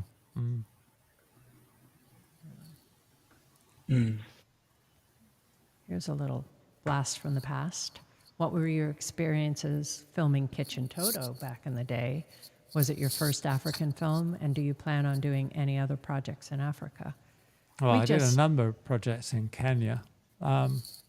We just redid that. We mastered that. Yeah, remastered actually. Kitchen the other Toto. day. It was great to see. It wasn't my greatest, not because of being in Africa, it wasn't my greatest experience because I didn't really get on with the production. But it was a wonderful experience with the shooting there. But I say I've been to Kenya a number of times, and I've been different parts of Africa as well, shooting documentaries. And the first documentary I did basically was in Rhodesia, and I'm not making a mistake because it was Rhodesia when we were there. It was during the Civil War, and we were filming aspects of that situation. And then I went back to Sudan. I was in Eritrea, filming the liberation war in Eritrea in the 80s. So yeah, I spent a lot of time in Africa. I love Africa. And then we worked together on Kundun in Morocco, which is part of Africa, even though it's not part of the southern Africa. It's very different to Kenya or somewhere, But I love it. There's a certain mystery to parts of Africa that I find, it's kind of wonderful. Yeah. Here we go. How do you keep changing your style across your work? Oh, yeah. I don't know if I do I? Oh, you do. I mean, you don't. I mean, It's the film to film, every project, every script demands a different approach, really, a different look. right. And so you determine what the style's going to be after you've gotten into pre-production. Yeah, you're not just churning out the same thing like you're doing it by rote, like you have a formula for doing a day interior. I mean, even a simple day interior can look very different from one film to another. It's a big contrast ratios, the lens you use, the kind of, are you moving the camera or not? Or, there's so many different nuances of what you're doing visually. So, but that's all related to the script and the director's kind of take on the script. I think the most important thing is not to try and have one style, because that's going to affect the film that you're making. You need to find the Yeah. style that works for the The film. most important thing is not to think about style. Yeah, right. Isn't it? You know, Yeah, because yeah. as soon as you become conscious, that's not my style. What is your style? You know, you should be right into the script and the project, and everything else is out the window. You're reacting, as I say, reacting to something and not imposing something on it. Can I ask Yes, about of that course. whole process of finding the right tools for a project? Do you do a lot of testing, and do you look for something every time? Can you elaborate a bit on how you figure out what camera and what lenses suits whatever Yeah, I mean, project it you're working depends on a project. I was actually looking at some notes on Jarhead the other day, and I was surprised how many tests I'd done on film stocks, on bleach bypass, on flashing, on underexposing, of overexposing and underdeveloping. I'd gone through a whole gamut of tests trying to find the best and sharpest looking grain structure I could for that film. And then there was a whole lot of tests we did about whether it was a 2K scan or a 4K scan. And I had to convince the studio it had to be a 4K scan, because otherwise the 2K scan would not resolve the grain structure. And all these things went on. But that was just one little element of a film. Yes, and on the same film, it was like, okay, what cameras do we shoot with if we want to be running with the actors through explosions and across, difficult terrain? So, on one hand, we had a little 3C, Arri 3C, that you couldn't put your eye to the viewfinder, but Scott had a little, little cardboard viewfinder point, so made it a point and shoot. And on the other hand, we had a Movicam SL, which is was a wonderful handheld camera. So, every film demands, certain things. So it doesn't, I keep up with technology. I mean, like I read the American Cinematographer magazine, which is pretty good, and a few other magazines about different, developments in technology. But until you actually get it and work with it yourself, you don't know. Yeah, and depending on what you need, like in Jesse James' the swing and tilts, we realized for those specific shots. Yeah, swing and tilts, but then we created those other lenses, Yeah, the deaconizers, right. Yeah, so we had lenses manufactured for... I think the most extreme example was 1917, because we had to figure out how in the world we were going to shoot it and how we were going to... There were so many rigs that we didn't know, so we were in a parking lot and we were doing test after test just among ourselves to see what we got and which showed less movement, which showed more movement. So that was a very long test. But we also wanted to shoot on an LF. Yeah. And there wasn't a mini LF at the time. Oh yeah, that. So actually it wasn't a small thing, because we wanted the depth of field and the feeling of that frame on the LF, but we couldn't obviously do it with the studio one that was out. So when we went to Munich, it was August before the year before we were shooting, we said, well, are you making a Alexa LF Mini? And they said, well, at some point we thought about it. And we said, well, yeah, can we have 3 by February? And so then as we got closer and closer to the shoot date, they said, well, we can give you 1. And it's like, no. We need backups. And plus we needed to set up 2 different, pieces, like the Trinity rigs, the Trinity or the Steadicam, so we could go from one to another right away. So that was, they couldn't understand why we're just shooting it on one camera, so why do we only need... But they were great, because they said they thought about it for a couple of hours, and Franz Krause came back and said, yeah, okay, and we'll do it. then, and they did provide them. And of course, what I didn't think of, which I immediately had to realize, is all the software, like for ingesting the dailies, for working on the dailies, for timing, didn't recognize that camera yet. So all of that software had to be a new version had to come out for this camera that didn't exist yet. So that was talking to all those software people and getting them to do it.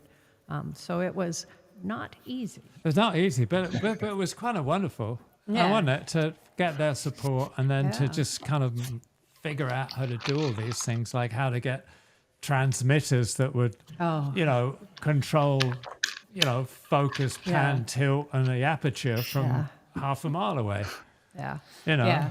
That I mean, was, it was so like we had Charlie on the Trinity, and we were checking his transponder, and we said, okay, just run to the hills. And so we wanted to see how long we could control it. And he just ran and ran, and then somebody had to go get him, because he was way down there. But it's sort of, I love that sort of. Cinematography is such a blend of the technical and hopefully the creative. The satisfaction for me comes from both elements. It's that idea. It was brilliant when the first of these Arri LF minis turned up in Arri in London. And we all stood around it going, wow, look at that. It was just magic. It had actually arrived. And then we didn't want to touch it because we thought, well, if we don't want to break it, what's going to happen then? It's all this kind of like stuff. But it was just kind of wonderful to work things out like that and have the support of so many people from Arri to all the crew and everybody else. That's what makes it so satisfying and enjoyable, Yeah, but most productions don't like to work with prototype cameras. No, Ari said that we can only call them prototypes because we haven't got time to fully test them. So we were testing for them. We found a few problems, but but we made it work. Terrible, you made it work. Thank you for testing. It was fun. Here's another question. How do you ideally like to work with a production designer to discuss colors and textures? How involved do you like to be in that process?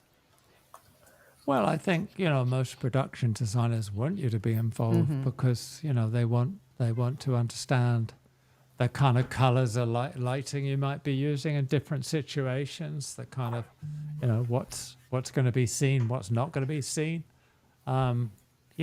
Texture of a wall is kind of important. Do you want a wall to be shiny? Do you want it like if you paint the wall in your own home? Do you want it matte or do you want it gloss? I mean, it's a very different effect, as just in a space with a window.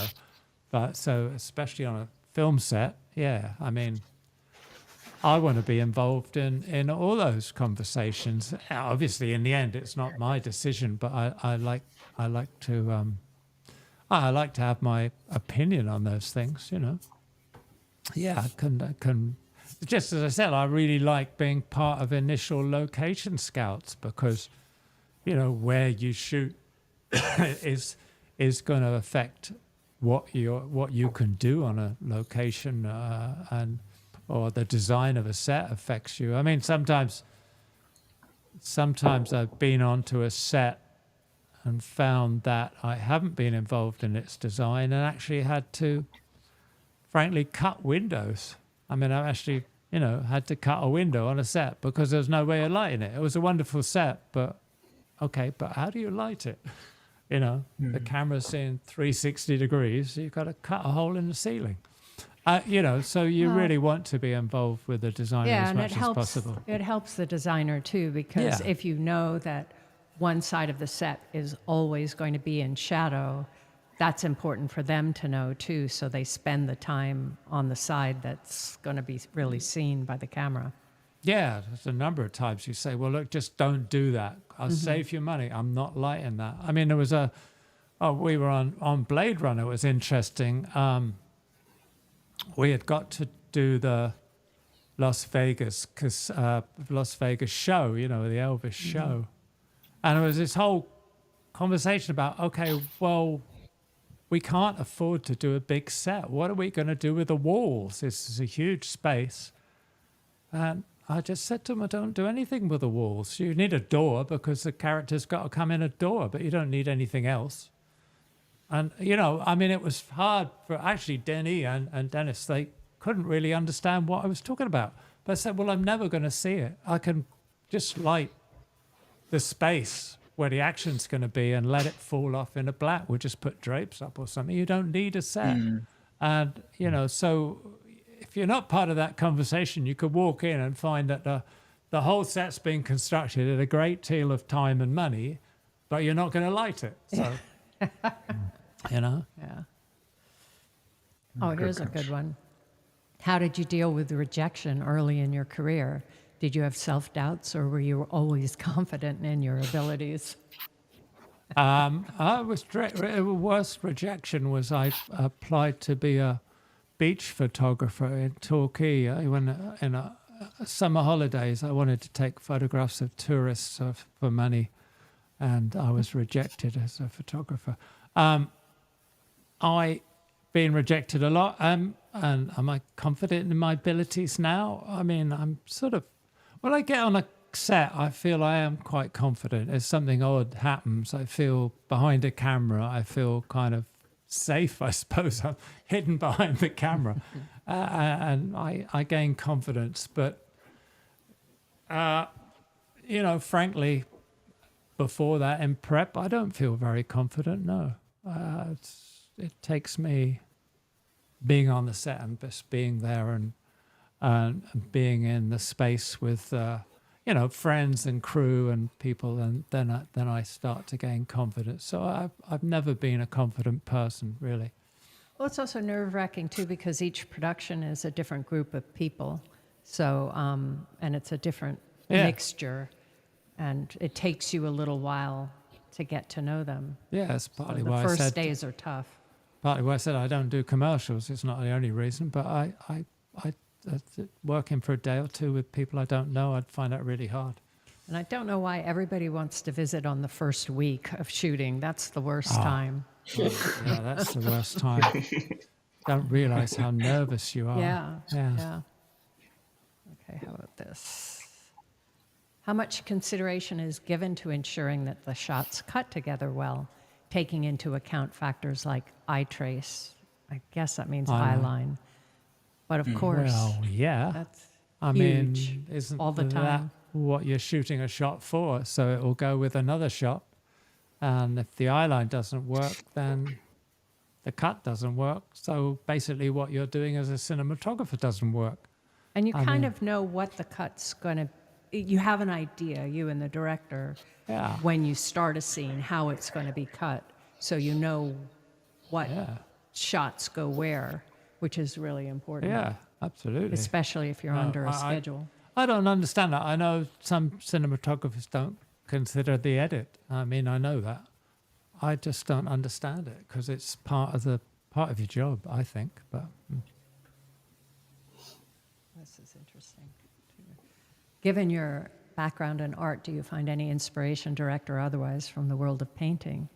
Edvard Munch. Oh, definitely. I mean, Edvard Munch or yeah, I mean, yes, but directly, I don't know. I'm not trying to imitate anybody's paintings or something. I mean, yeah, the art, the painters I tend to like wouldn't seem to have any relationship to the way that I like making images, like Giorgio de Chirico, the surrealist. I love his work, and I say I love Edvard Munch. Edvard Munch is definitely my top artist painter, but I don't know how you relate what they do to what I do. They're just inspiration, but so is everything. It stimulates. Like when we were in Oslo and spent 3 days looking at Munch. Yeah, we went back to the Munch Museum 3 days in a row. I mean, the composition, the colors, it gives you something, and I think you take it away and you unconsciously probably use that inspiration. It's just a feeling. You relate to what he's dealing with, feelings as well, Mm-hmm. I mean, I think that's, I don't know, Okay.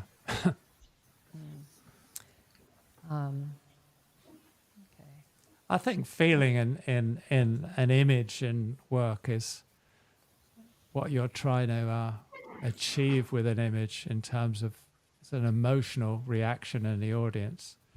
Now that's why I went to Edvard Munch. I mean, I would hope that what I do in my own small way is help the mood, help the emotional reaction the audience has to a scene or a film overall, But you look at Edvard Munch painting, and obviously it's a singular vision. And I mean, some of his paintings, if I look at them too long, it just make me cry. I mean, as simple as that. What was really great is one time when we were in Oslo, we went to the old museum, and they had, in that particular exhibition, he painted it like 4 or 5 times before he got to the final product. So you could see the different colors that he used, the slightly different compositions that he used to get to that point. It was really, really informative and to watch his process. The brush strokes he'd used on this Painting a Sick Child that he did about 8 or 10 versions of or something. And the later versions, the early versions are kind of beautiful. They're almost like Renaissance kind of detail.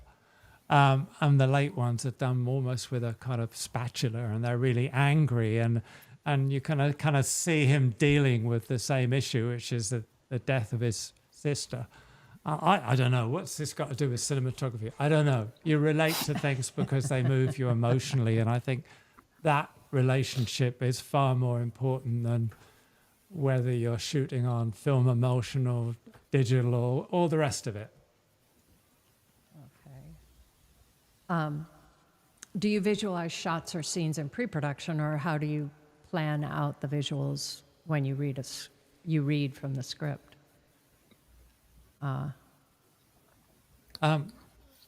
Well, I mean, that's a process you go through with the director and the rest of the departments, really, you know.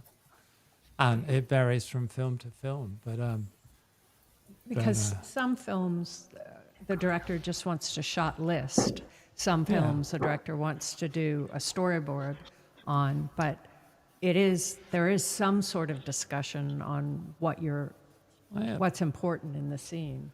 Some films, frankly, a director actually said to me once, I won't have anything to do with the way we shoot it. I'm going to deal with the script and the actors, and I'm going to leave you to shooting it. So, I mean, there's a whole range of the way you work with a director and what a director needs from a cinematographer, you know. That's what makes it interesting. If everybody was the same and you did it the same every time, why would you do it, you know? Well, good. I think we've done quite a bit here. Do you guys have any other questions? Not that many. I just wonder if you can tell us if you're working on anything right now, and what that might be. No. Not really. No, he said mournfully.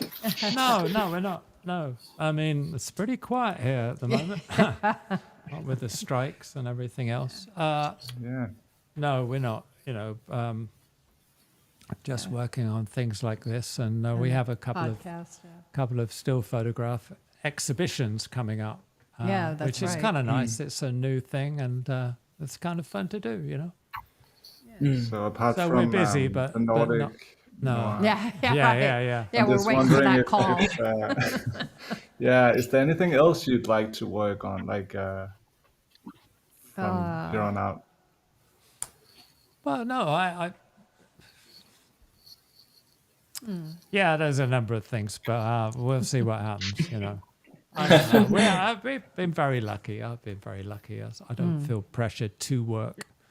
It's got to be a project that kind of, that really attracts us, and we feel that we can contribute to in some way, you know. It's tricky, really. Yeah. Well, thank you so much. Well, thank you. Thank you for Thank setting you. this up. Yeah, this has was been great. fun. Thank you. Yeah. If you're ever in Denmark, you have to let us know. Yeah. Definitely. And if you hear any openings for Nordic Noir, let us know. We'll let you know. For sure. Okay. We really appreciate it. Thank you. Well, All thank right. you so Thanks much. very much. It was a pleasure. Thank you. You also.